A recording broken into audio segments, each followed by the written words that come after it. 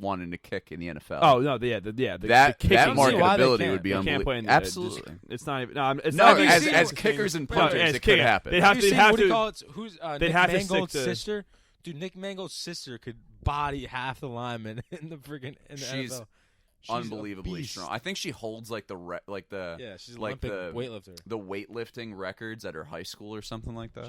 She's an Olympic powerlifter. Yeah, it's incredible. Yeah, they could be kickers and punters. That's. I'm not even being misogynistic. What do you Carly Lloyd is Serena Williams is probably the largest female athlete, and she's still dwarfed by 98% of the NFL. It's not. It's Serena Williams take is a horse of different color, and it's all for another episode. Yeah. But moving on, Serena Williams is probably one of the most dominant athletes we'll ever see. She is probably the most dominant athlete we've ever seen in any sport. You have to have Anthony Jadonov on to talk. You don't even need Anthony Jadonov to talk about. He's our tennis guy. No, you don't even need him to talk about Serena Williams being dominant. No, she's absurd. No, he's going to come on for the U.S. Open. He's going to give us our U.S. Open prediction. The U.S. Open is going on right now. Yes, it is. But he picked Roger Federer. So after the U.S. Open, Jad's going to give us our post U.S. Open predictions. So no, he's going to be on, and we're going to get him on the pod. For the tennis, let's go. You tried to make it. Paris. No. You tried pitching Jad. New conversation. Next topic. What's the next thing we're talking about? We all know you guys watch it. It's a funny thing. I know all you guys out there. The only person secretly watch Bachelor and the Bachelor in Paradise. I mean, I know you guys are just. You guys are closet supporters of the show. We're not. Let's be honest. We know you are. It's a great show. Pip's an out of the closet supporter. So all right. Well, anyways, in baseball news, it was Players Weekend. Passed. The Yankees played the Dodgers. Yeah. But we talked about this earlier. Oh, actually, I'm sorry. Before we go on to that, we have Jerry Jones' recent comments about Zeke, which makes it seem like Zeke might not come back because he said he wants him to be fresh for the playoffs. He said on a radio show, we don't need Zeke. We're looking for Zeke in the later part of the season. We want him in the playoffs and stuff. It just gives It just gives leverage over to Zeke. It's a big no. It takes the leverage away from Zeke. No, it gives leverage to Zeke. Why? Why? Because Jerry Jones is saying that we're going to want him in the playoffs.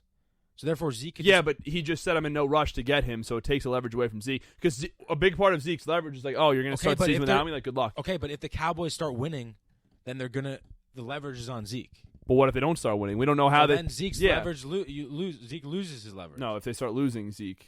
If they start winning, if they start winning, Zeke, whichever way it goes, they win. Which is just stupid. Jones gains. He's their best player. You don't say that about your best player. Well, stupid comment. The Cowboys' first game of the year is against the Giants, so I think regardless of whether they have Zeke or not, they're still going to beat the Giants. I think they're going to lose that week. You will very rarely see I'm a Giants fan. I know, you're going to very rarely see me ever pick Dallas, the Giants. It's in New York, and the Cowboys are also missing their best defensive lineman, Dexter Lawrence. He's suspended. If Zeke isn't there, I think the Giants... You're looking for an upset? This hurts me to say this to you guys because I don't want to give you any sort of false sense of hope that the Giants will be good this year. But I think without Zeke, without Dexter Lawrence, I know they have Leighton Vander Esch and Jalen. Who's a linebacker from Notre Dame? You talking about Sean Lee? No, Jalen Smith. Oh, Sean Lee's probably hurt already. I mean, he's probably the poor guy can't stay healthy. But he's been off the field more than he's been on. The linebackers on the team are good, but Saquon is going to pop off against them because, Saquon's absurd. I think it's going to be a good game. I understand what you're saying. I think it's going to be a good game. I think the Cowboys will win because they're home. I think that's the Giants were home. No, it's in Dallas? It's in Dallas. Oh, that 1 year? I apologize. Then I changed my tune. If it's in Dallas, it's the Giants are losing. What was it, 4 years ago? Who was the running back? This skinny guy, short guy from, I think he was from Miami. The first game they opened up against the Cowboys. And the first pass, the Giants cannot run a screen pass. The first play of the game was a screen pass, and Eli threw a pick six. Is it Wayne Gallman? It was Wilson or something. Oh, David Wilson. Yeah, David Wilson. He was from Boston College. He was actually nasty, though. He was good, and then, the poor bastard had a neck injury. He was done for the year. But real quick point to make, I think this is very interesting. The Cowboys could start off 3-0 without Zeke. And that changes the leverage. Their first 3 games of the year are against the Giants at home, then at the Washington Redskins, who were not good last year. They could have an easy walk-through win. And then they're at home against the Dolphins. So that's 3-0 right there. If as we're looking at, and you never know when things are going to come up, how things are going to play out when they actually come up. But we're most of the fans are looking at these first 3 games and saying 3-0, with or without Zeke. Dak Prescott is nothing without Ezekiel Elliott. I think the most if he hasn't played at all and it gets to week 4 when they're in New Orleans, that's the test. That's the breaking point where if they get absolutely smacked without Zeke, which I think they would. Are you touching Zeke? I'm not touching Zeke with a 10-foot cock in 100%. fantasy football. He, Why would you? Because he's one of the. I mean, I still fundamentally believe they're going to get it. I know Jerry Jones is just saying this, but I think it's just. I actually learned a word in law school. It's called dicta, where it's kind of like words that. Did you? Dicta? And then Zeke went to the Cowboys and said, "I just dicked you." Yeah, but no, they. In New York accent, it's a word it's like information that's not relevant. I think Jerry Jones saying, yeah, we want Zeke to be fresh. I don't think it's relevant information. I think they want Zeke there week 1 because I think they just don't want to put the opportunity to lose. Just, if they have Zeke, they're 3-0. So when's the earliest pick? When's the late? No, the earliest you'll take Zeke. What's the earliest pick in the fantasy draft that you'd take him? I'm still under the impression that I genuinely believe. I've said this. I fundamentally believe Zeke will be there week 1. So will therefore, you pick him? I think he is a top 4 pick. So you're willing to spend the fourth overall pick on him when he could miss I'm saying weeks on it? my assumption that he will be there. But at the same time, if you pick Zeke at 4, then you have to reach for Tony Pollard. You have to. It's just like if you pick Melvin Gordon in the first 2 rounds, you need Eckler. Yeah. Because or Jackson or Justin Jackson. Justin Jackson's more, I think Eckler's going to get the first crack at it. I think Justin Jackson's actually good, but Eckler's averaged in his career like 5.7 yards per carry. So I think Eckler is better than people think. I don't think he can be a workhorse, so that's why I think he's looking at like maybe 16 touches a game, like maybe 12 carries, 4 catches, maybe 8 catches, 4 to 8 catches, 12 to 15 carries, maybe 25 touches in a game is his max.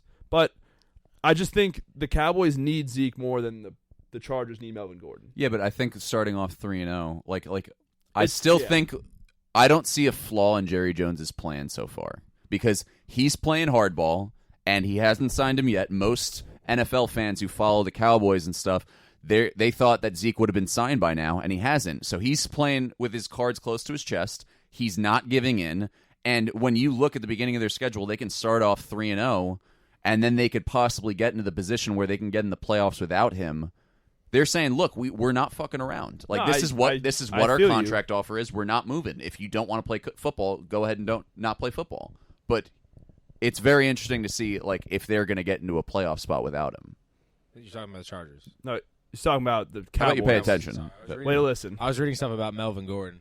Melvin Gordon's not playing, and he's gonna look up in 5 weeks and say, "I done fucked up. Yeah, I should have reported and taken my $10 million."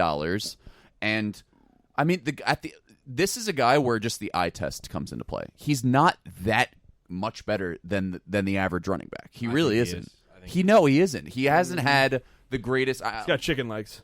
And he's very injury prone. I just think that just because he can do everything well, that doesn't mean that he's like an elite running back who needs a top 5 contract. He also hasn't played 16 games, and I think he played 16 games. No, I don't think he's ever played 16 games. Who do they start their season off against? The Chargers. The Chargers. I think their first 4 games are crucial because if they lose, play. I think they play the. I think they play the Chiefs one of the first 4 weeks. If the Chargers are a Super Bowl contender with Gordon.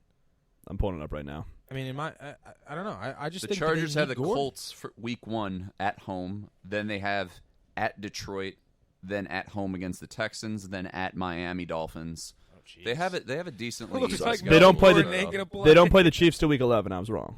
Melvin Gordon ain't playing. They have some very winnable games. Their hardest game is week 6 at my Steelers. No, at the Texans. They play the Texans. Yeah, that's the hardest game they play. Melvin Gordon ain't playing. Don't touch him with a 10-foot pole in your fantasy draft. Like he's maybe worth an 8th round pick. No, if Melvin Gordon's there, if you guys are listening to this, you're picking in the 6th round. You already have your 5 core players of your 2 running backs, your 2 wide receivers, and your tight end.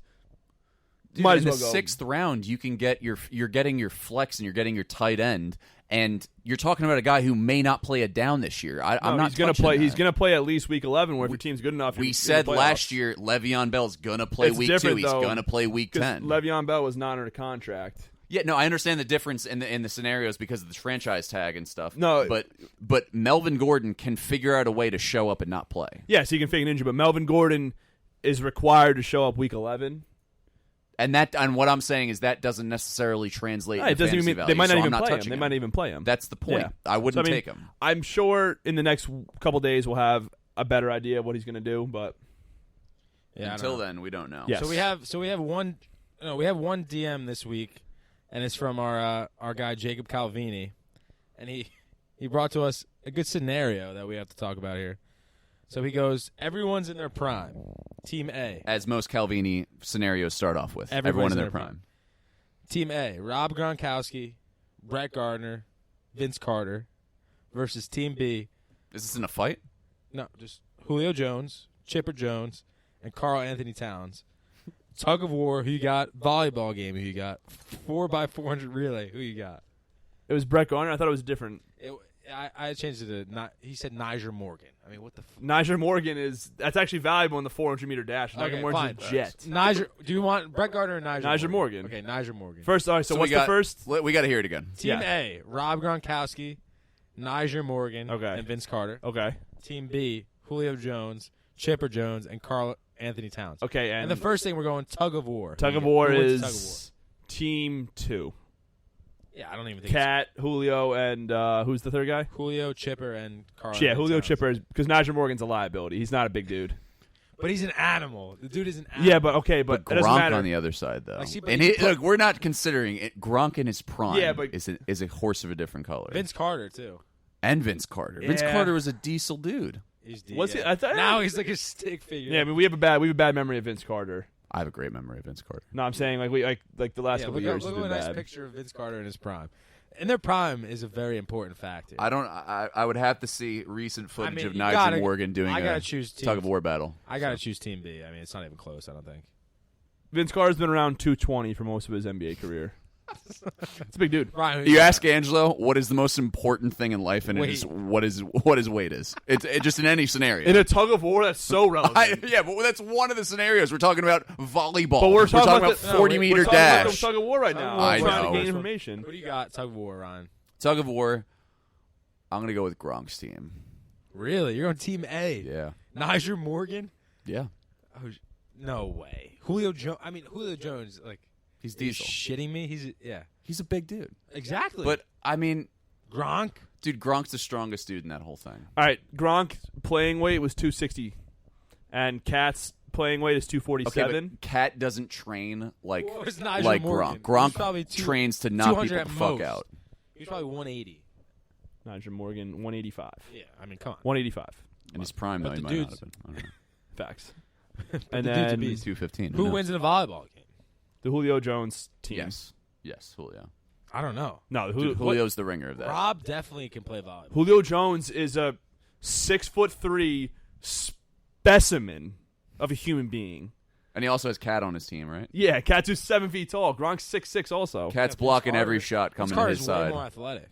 Karl Anthony Towns is also very athletic, and Julio Jones can definitely. Niger Morgan's like low-key a set guy. Like you need. He's like 5'6". You need that guy on your volleyball. Where does team chemistry come into play? Yeah, Gronk is a team guy. He's a team guy. Niger Morgan actually 6 feet tall. Very surprised, dude. Still, I'm going Team A with volleyball. Oh, you're wrong. So you're going Team A. Ryan, it's Julio Jones' team. It's Julio Jones' team. Okay, 4x400 relay. Who you got? Julio Jones is the fastest person in this thing. I think Niger Morgan. Dude, Niger Morgan stole some bags. Yeah, but he's not faster than Julio Jones. Julio Jones is a jet. He ran like a 4.4, right? I don't have Niger Morgan's 40 time off the top. No, I'm saying Julio Jones. Julio Jones. Yeah, no, I know, but I'm being bamboozled. I'm being Vince Carter not in his with prime. This I mean, it's not scenario. But Vince Carter in his prime. Gronk was never that fast, though. Gronk's never been that fast. Karl Towns is not fast. Karl Towns is faster than you think. He's built like a basketball player. He's faster than you think. I think Gronk is faster than Cat. I don't know. I'm going Team A. Team A takes the chip 2 out of 3, in my opinion. Yeah, I think they win the triathlon. Yeah. Angelo, what do you think? I don't know. I don't have enough information about the speed, but off the top of my head, I just feel like Julio Jones is much faster than other three. I know Vince Carter's quick, but I don't know how fast he is. I just think Gronk is also quicker than you would think. Raptors, Nets, Vince Carter days, he ran that floor like a gazelle. Like a gazelle. You could jump. I think I'm going Team B. I think I'm going Team B. They're just jeez. The Julio Jones 4x400, I feel like Julio Jones is going to separate in his my 400. gosh, can you imagine him running on a And he's going to track? get to run twice.